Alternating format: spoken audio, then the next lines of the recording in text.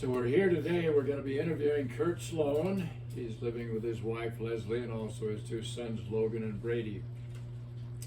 They got their two dogs with them also.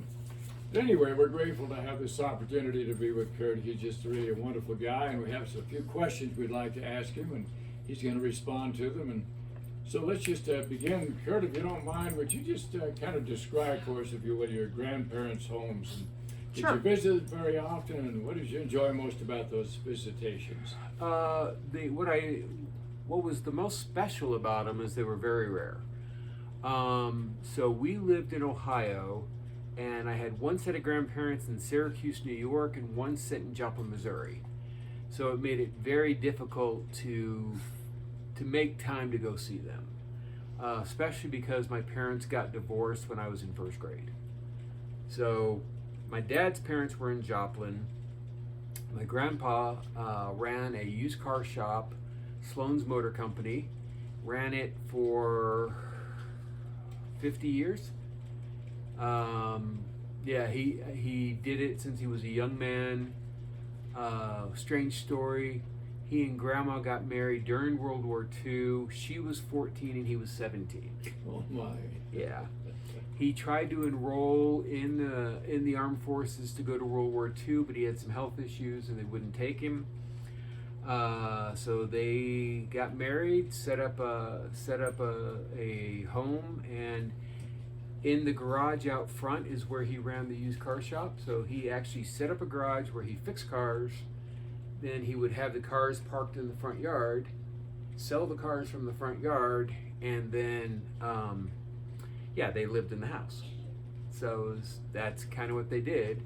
This was in Joplin. I don't know if you know it very much, but it's very much the Ozarks. And what I mean by that is it was not uncommon to have squirrel if you went to visit them. So he would go catch fresh fish, fresh pheasant, fresh squirrel. It was neat. And Grandma Sloan was fantastic. Her big thing was that I remember, my dad was the middle of three kids. He had three kids. His older brother had three kids, and his sister had three kids. So there was tons, but everybody but us lived in Joplin. So my cousins were always around when we went there, but the only time I ever saw them is when we went to Joplin. But Grandma would make, to get me to eat, she would make cinnamon toast, which was some of my favorite stuff, and call it curdy toast. And so, curdy toast. So whenever the kids came over, if they wanted cinnamon toast, they had to ask for curdy toast. And I don't know if there was any hard feelings about that, but so curdy toast and bacon, that was Grandma's breakfast. And then I remember Grandpa sitting there, and he would have a bowl of oatmeal every single day, but it was the kind you had to make in the big pan. So she'd make up a big pot of oatmeal. He'd eat what he'd want, and she would see who would eat what was left, type of thing. Instead of just forcing us to eat it as kids, because we didn't have a choice, she would still give us a choice. So, Grandma and Grandpa Gowan, my mother's parents, lived in Syracuse. Grandpa, while he wasn't a famous musician, he was in, what's the name of that periodical? It'll come to me. There's a very famous music periodical about musicians and for the music industry, and he's been in there multiple times. But he used to, when he was younger, he opened for famous acts. So he had opened for Harry Belafonte and people like that. But when he was in college and early 20s, he actually got to play keyboards for Frank Sinatra. Oh my goodness. When he, in the Catskill Mountains area, Frank was starting out. So that's one of my things I really think was great, because his studio, he had a studio in the front room that nobody was allowed in unless he let you in. And in that studio was his organ, his piano, and a wall full of autographs of people he either played with or opened for. Mm-hmm. So that was cool. And I actually kind of got that bug in the fact that I was showing your wife the pictures of the guys I met last week. for each of them, I got an autographed picture too, and they go up on a wall in the guitar room. So in my guitar room, there's one wall, well, two walls full of guitars and musical instruments, and one wall full of pictures, which is nothing but autographed pictures of people I've met. Let's see. Grandma was 4'10", just a little thing. Grandpa was like 5'6", but Grandma was like 4'10". She had 9 children. My mom was the oldest of 9. I have an aunt, Judy, who's a year older than me. So when I would visit there, we were more like siblings hanging around than we were like aunt and nephew. Except for I have the next oldest, Vivian, who's 3 years older than me. One time when I showed up, I was probably 3 or 4 years old, and she took me to school with her as her show and tell project, her visiting nephew. So, yeah, they were great people. Grandma was just a housewife. Well, both grandmas were really just housewives, but it's not really a just. Mm-hmm. They worked harder than probably their husbands did. Grandpa Sloan was an auto mechanic and salesman, and then Grandpa Gowan, besides playing keyboard for different people, also taught music at the local high school. Oh, interesting. So, yeah, I love to go visit. We didn't get to visit very often. After the divorce, I got to visit my grandparents in Syracuse about every Christmas when I went to visit my mom. Mm-hmm. So I would, and 6 weeks in the summer. So I would get to spend 6 weeks in the summer with my mom and brother and sister, and my brother and sister would come back with me for 6 weeks to Ohio. I had chosen to live with my dad when I was 13. And then the people in Joplin I probably saw every 2 to 3 years. So. Well, that's great. Thank you very much for sharing. You're welcome. That. What about, can you just share with us a few of the most important lessons that you've learned during your life? Sure. Be nice. More than anything, be nice. There are a lot of people, well, let's say it this way. Everybody has problems. Most people's problems you will never know. But just because you don't see it, don't assume they're not having problems in their lives. So be nice. Doesn't hurt anything. Doesn't hurt to say you're sorry. There are people I know who will refuse to ever say they're sorry because they think it makes them look weak, they think it makes them look at fault, whatever. I've never had a problem saying sorry. Probably say it too much, but it doesn't hurt anything. You know, be the bigger person. You need somebody to be at fault? Okay, I'm at fault. That's fine. Let's move on. It's just, if you've got an extra $1, give it to somebody. If you see somebody in need and you can help. If you can't, don't feel bad about it. It's like, we need help.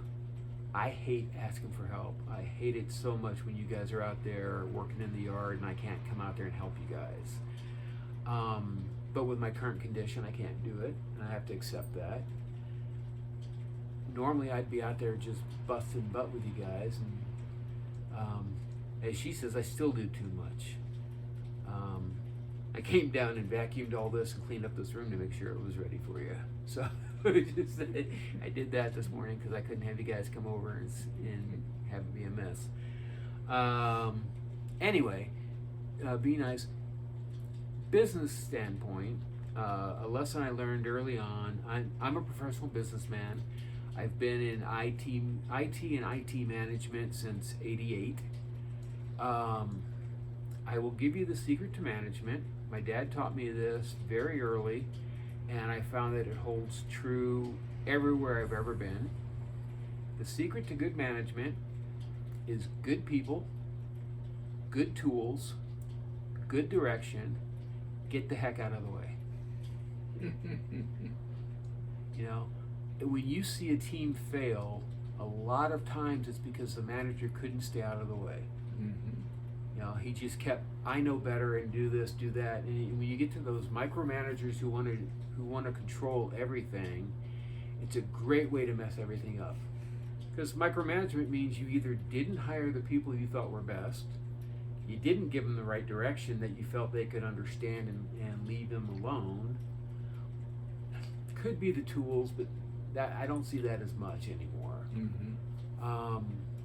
But yeah, that's how you can manage a good team. If you're a manager, if you guys ever get into business and get into management, something goes wrong, it is your fault. That's okay. You take the blame. You give your team the credit, always. Whoever did it right, or whoever the people there who made things work, acknowledge them. Acknowledge them with upper management. Acknowledge them with your team, so that they know they've been recognized. Because you'll find that a lot of businesses won't give people the money that they deserve, so you got to give them the recognition. Okay? That's great counsel. Very, very good counsel. Thank you. Moving on to the next topic, what would you say has been your favorite sport to play and to watch? That's easy. Football. I love football. I broke my neck in 9th grade. I went out for football again in 10th grade. Found out I couldn't do it anymore. Broke my heart. I had always planned to play college football. I knew I wouldn't be big enough for pros, but I'd always planned to play for Ohio State. I was going to go out there and I was going to try out, and I would beat anybody, no matter. I would just be that little bulldog that came out and just beat people. And I love football so much. I started watching football probably 1st or 2nd grade. Started playing football in 4th grade. Played till I broke my neck. Like I said, I did come back out and try again, because I was sure that was my destiny. I didn't care about anything but football in high school, and my grades showed it in 9th grade, because that's all I cared about was football. And then after I broke my neck, I actually graduated with honors. So it wasn't that I wasn't intelligent, I just didn't care about school till I had to care about school. Yeah, football is the sport that I love every year. Never miss a Super Bowl. Never miss an Ohio State game unless I have to. Yeah, they will tell you Ohio State is... You don't want to be around me when Ohio's losing. Not a safe environment. Yeah. But yeah, football. Big fan of professional wrestling too. But that's more of something I loved as a kid that I watched with my dad, and then as I got older, I watch it with the kids, and that's why me and the boys go to the matches and stuff like that. And it's a good family bonding, fun thing. But football by far is my favorite. Well, good. That's awesome. Okay, how about describing for us, if you will, please, one of the best trips that you ever went on with your family? My dad. My dad was the Chief Financial Officer at Nevada Power, Executive Vice President of Finance and IT at Southwest Gas. But in Ohio, he was the comptroller, that's the word I was looking for General Telephone and Electric. And so they had an office in Marion, Ohio, which is how we ended up there. And he was the comptroller for that region for General Telephone. And he invested in, and we actually rented for 2 weeks every summer for 3 or 4 summers, a lakeside cabin at Rice Lake in Ontario, Canada. And so we would drive from Marion, Ohio to Syracuse, pick up my brother and sister from Syracuse to the Niagara Falls to see the falls, and then up to Rice Lake. And we would stay for whatever was left of that 2-week period at the cabin, and just go fishing every day. And so I'm not a big fishing fan. I've just never enjoyed it. But because of that, my dad made me clean the fish. And I actually got pretty good at it for a while, where I was a teenager and I would clean the fish and help him make dinner. So So I would clean the fish and help him make dinner, and we would have fish and potatoes every night. It's just, it's something you could do up there in the cabin, and it was a nice place to just sit, relax, and just kind of let the world go away. And that was before cell phones and video games and all that. We're talking, I know that one of the pictures I have a River Valley t-shirt, so that would have been 80, 81. So probably 77 to 81. Okay. Yeah, and it was just a nice little place to go. And it was neat because one of the cities that we had to go through still sticks with me because it had one of the most unique names I've ever seen, which was right by Niagara Falls, is Cheektowaga. So Cheektowaga, New York, which leads you right into, or is part from Buffalo to Niagara Falls. It falls right in that area. Mm-hmm. So Interesting. yeah, we would just go fishing and go hiking, and just it was a nice little place. So Just hang out and have a good time. yep. Great. All right, now, have you ever had a serious accident or illness? How did it make you feel? Describe a little bit Okay. for us, if you will. Here we go. Broken neck in high school. Broken hand, broken neck. All right, broken hand, which led to a hand surgery when I was 20. You and I were together, so it was 25? 25, 26? It was the year we got married. I was 30. Oh, 26 then. 26, yeah. Yep. So, broken hand when I was 26, I had to have surgery. I had major neck surgery when I was in my 40s from the accident when I was in high school. I've had 3 knee operations, 2 on this one on this one, full knee replacement on this one, and I've had 4 bouts of cancer, including 10 bladder operations. Oh my goodness. So yes, I have had a few. Yeah, this is the worst of the cancers that I've had, but I'm still here. So, yeah. Had the first cancer in 09, second cancer in 17, third cancer in 19, and this one showed up in 22. Oh my goodness. So, first 3 were all internal to the bladder. Handled the first 2 with some surgeries and chemotherapy. The second cancer, though, I had a very bad reaction to the chemotherapy that worked so well the first time, so they couldn't do it anymore. So third cancer was all handled with operations. Every time they found a new tumor, they would just go and cut it out, and then they would cut it out and then burn the area to keep it from growing back. Fourth cancer, they went in because they saw some weird growths, but when they went in, they found more than that. They found a very hard section of the bladder. Further tests showed that the cancer was growing on the outside of the bladder, not the inside this time. That, unfortunately, just meant that it spread to my sacrum, and we found out recently it spread to my T2 to T5, which is between my shoulder blades. So,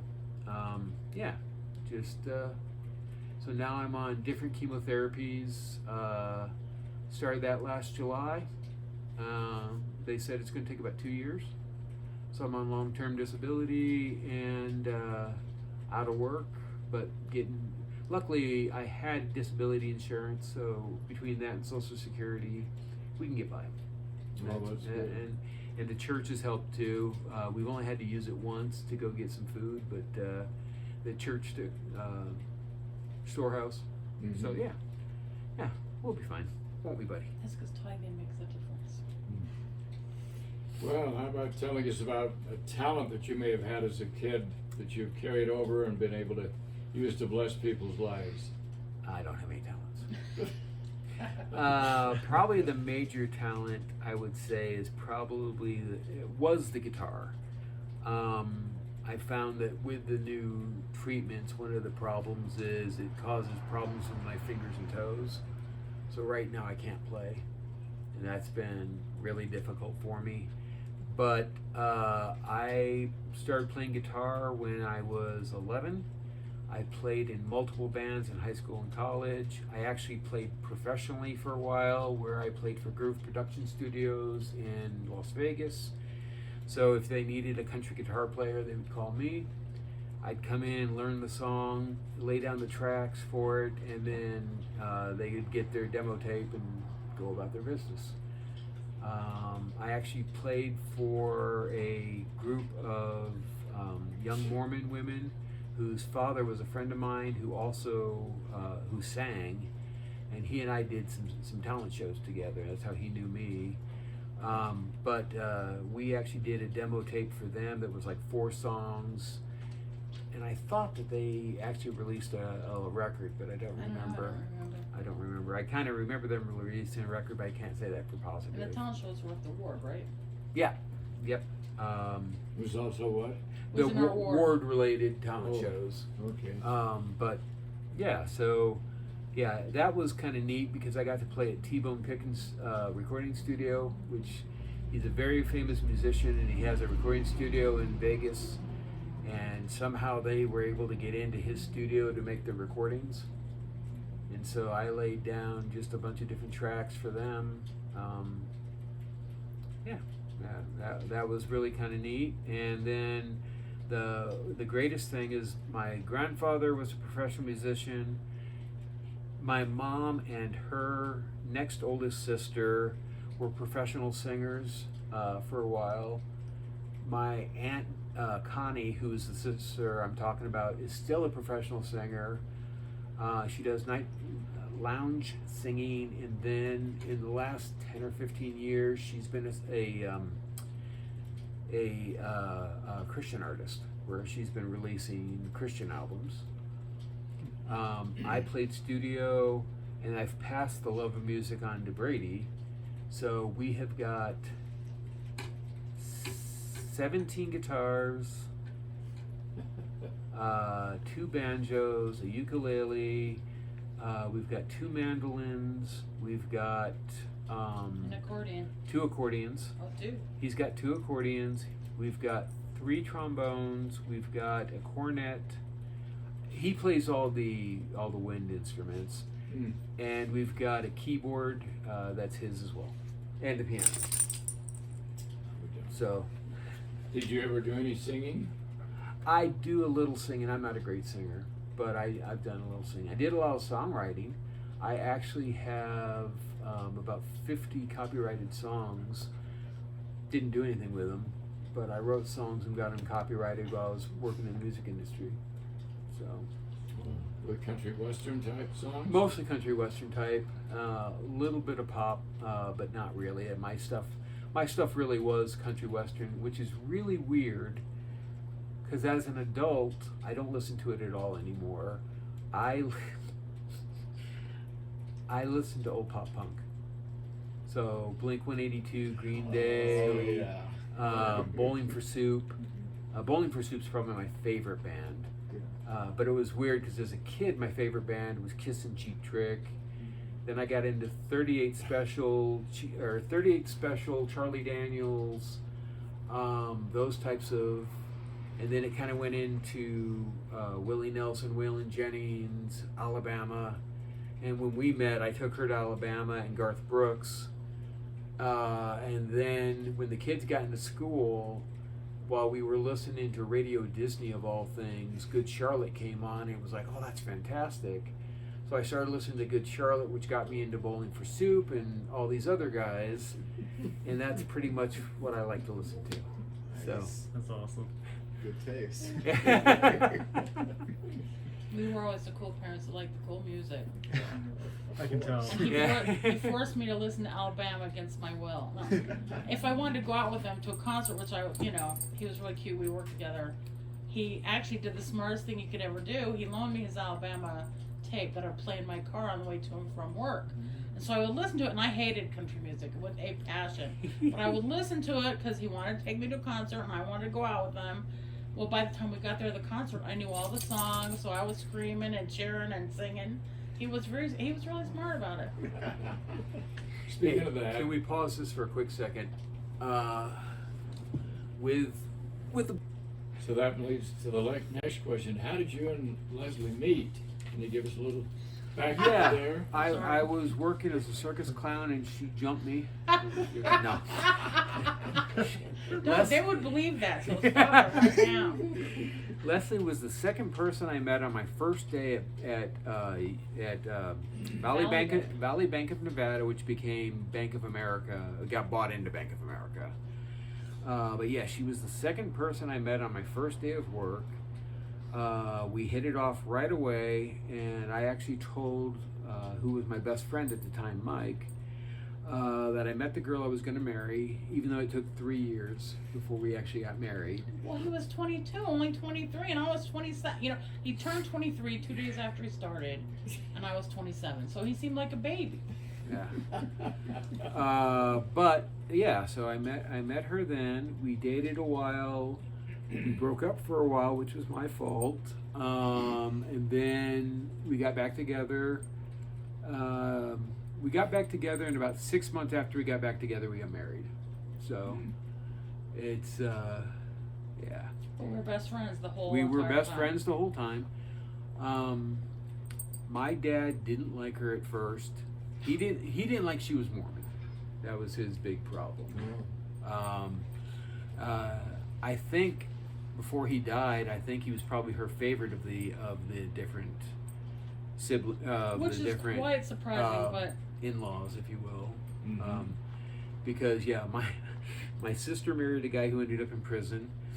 My brother married a stripper and had she a was big. the sweetest thing. She was sweet, but he was not. No, your brother. My was brother's kind of not a pain. good No, person. no. But that's He can never see don't tell this. anybody. He's better now. Yeah, he is. But it's just I think by the end my dad really came to love Leslie. But at first he didn't like her at all. He hated my guts. She talked too much. She argued with him. She didn't hold her opinions that Yeah. if she thought he was wrong. Yeah, and so he convinced me to break up with her, and I met somebody else and dated her for a while, and then ended up it was like, yeah, this isn't working. And then we broke up, and she and I got back together, and so. Well, because we'd stayed friends for the whole time. Yeah. Even when he started dating someone else, that was the hardest thing I ever did. I was not this big then, but I was, he likes women with meat on their bones. And I dropped so much weight that one day walking through the store before my sister was in labor, and I was picking up stuff for my brother-in-law, my pants started to fall off because I couldn't eat anything after we broke up. And but we stayed friends anyway. We worked together, of course, still. Yeah.